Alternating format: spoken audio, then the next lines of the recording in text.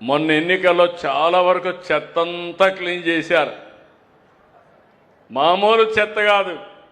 ఆ నోర్లు ఏమి నోర్లో నాకు అర్థం కాలేదు, కానీ ఆ నోర్లన్నీ ఫెనాయిలే శుభ్రంగా క్లీన్ చేశారు మీరు. ఇప్పుడు మిమ్మల్ని అడుగుతున్న ఇంకా అక్కడక్కడ కొంత చెత్త వాసనలు ఉన్నాయి. ఇంకా రాజకీయాల్లో క్రిమినల్స్ వాళ్ళు మారరు, జీవితంలో మారరు. మనం మార్చాలన్నా మారే పరిస్థితి శాశ్వతంగా వీళ్ళని మార్చేయడం తప్ప లేకపోతే వీళ్ళు మారే పరిస్థితి లేదు.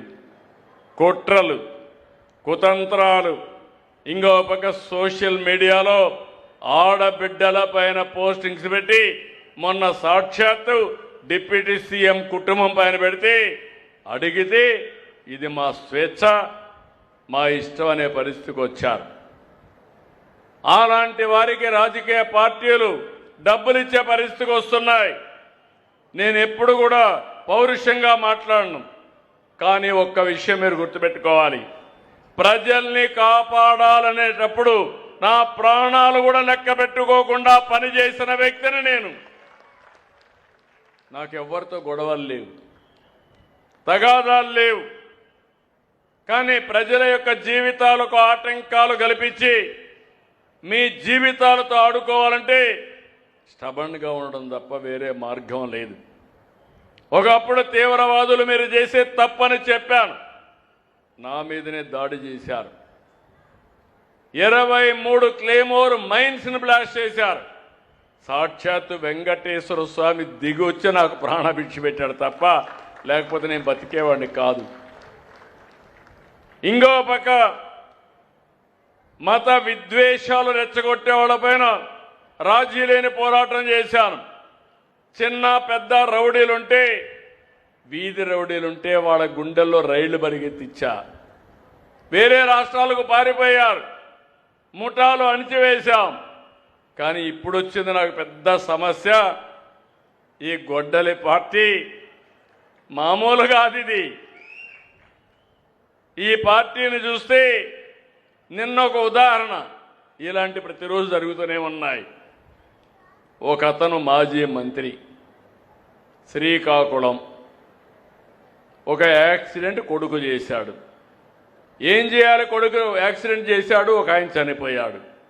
చాలా పేద కుటుంబం, గొర్రెల కాపరి, వెనుకబడిన వర్గాలు. చనిపోతే ఏం చేయాలి? ఆయన్ని ఆ కుటుంబాన్ని ఆదుకోవడం, హాస్పిటల్ తీసుకుపోవడం ఇవి చేయాలి.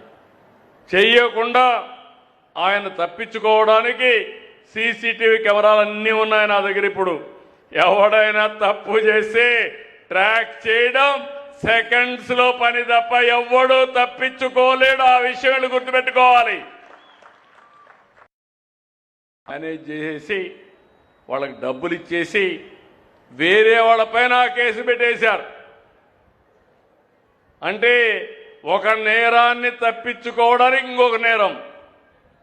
వీళ్ళ ఉద్దేశం ఆ రోజు వివేకానంద రెడ్డిని గొడ్డలితో చంపి తర్వాత కాదు గుండెపోటు అని చెప్పి అడ్డంగా దొరికితే నా చేతిలో కత్తి పెట్టి నారాసుర రక్త చరిత్రని క్రియేట్ చేశారు. అంటే ముఖ్యమంత్రి పైనే మీరు ఆలోచించుకోవాలి. ఎందుకు నేను ఈ మాట మాట్లాడుతున్నానంటే చెప్పకపోతే నాకు తప్పు అవుతుంది. హెచ్చరించడం నా బాధ్యత. ఈరోజు దీపావళి పండుగ చేస్తున్నాం. ఎందుకు దీపావళి పండుగ?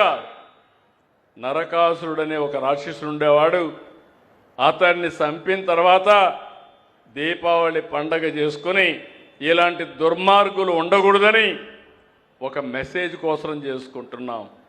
కొంతమంది అంటున్నారు మీరు మాట్లాడొద్దండి. నేను మాట్లాడను.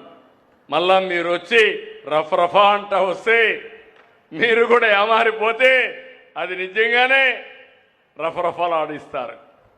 మొన్న చేశారు, మీరు చూశారు. ఎంత ధైర్యం ఉండాలని అడుగుతున్నా. మామూలుగా ఎప్పుడన్నా చూసారా? పోస్టర్స్కి, కటౌట్లకి పొట్టేళ్లు తెగలేసి దాన్ని తీసిపోయి రక్తాన్ని చల్లే పరిస్థితికి వచ్చారంటే ఏంటిది? నా జీవితంలో 48 ఏళ్ళుగా ఎప్పుడు చూడలేదు, చూడాలని కూడా ఆలోచించలేదని చెప్పి కూడా నేను మీకు తెలియజేస్తున్నా. అందుకే మిమ్మల్ని అందరినీ జాగ్రత్తగా ఉన్నా నేను. నిన్న గుంటూరులో ఒక విషయం జరిగింది, ఆ విషయం కూడా చెప్పాలి. ఇద్దరి మధ్యలో తగరాదు. ఆ ఇద్దరి మధ్యలో ఉండే తగరాదుని ఒక తెలుగుదేశం పార్టీ కార్యకర్త ఉపయోగించుకొని వేరే వాళ్ళని, ఈ ట్రాన్స్జెండర్ ఉంటారు వాళ్ళు పంపించి ఒక మహిళ బట్టలు ఇప్పే పరిస్థితికి వచ్చారు. అది విన్నాను. ఇది నేరం, ఎవరు చేసినా తప్పే. ఇమ్మీడియట్గా అతన్ని పార్టీని సస్పెండ్ చేయడమే కాకుండా అరెస్ట్ చేయమని ఆదేశాలు ఇచ్చానని మీ అందరికీ ఇన్ఫర్మేషన్ ఇస్తున్నా. అక్కడుండే ఆఫీసర్లు కూడా ఉదాసీనంగా ప్రవర్తించారు, వాళ్ళు కూడా ట్రాన్స్ఫర్ చేయమన్నా. చట్టాన్ని ఏ వ్యక్తి కూడా తన చేతల్లోకి తీసుకోవడానికి వీలు లేదు. అది నావాడైనా పరవాయుడినా ఎవరైనా ఒకటే. ఈ విషయాన్ని గుర్తుపెట్టుకోవాల్సిన అవసరం ఉంది. నేను ఇవి చేస్తే మీరు చేసిన తప్పు తప్పంటే నా మీద విరుచుకుపడతారా? అది జరగనీయం. Law and order కాపాడుతాం. మా ఆడబిడ్డల మానానికి శీలానికి రక్షణగా ఉంటా. ఇప్పుడే ఆమె ఇస్తున్నా, ఎవడైనా ఇలాంటి తప్పుడు పనులు చేస్తే ఎవడిని వదిలిపెట్టనని మరొకసారి మీ అందరికీ విజ్ఞప్తి చేస్తున్నా. ఇక్కడికి వచ్చినప్పుడు సుపరిపాలన, ఈ విషయం కూడా ఒక 5 నిమిషాలు నేను క్లోజ్ చేస్తాను. నేను ఎక్కడ పోయినా కూడా దీన్ని కూడా తీసుకున్నాను.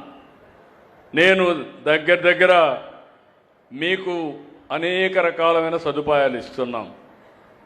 ఒకటి, మీరు చూస్తే డబ్బుల రూపేణా మీ బ్యాంకుల్లో అకౌంట్లో వేస్తున్నాం.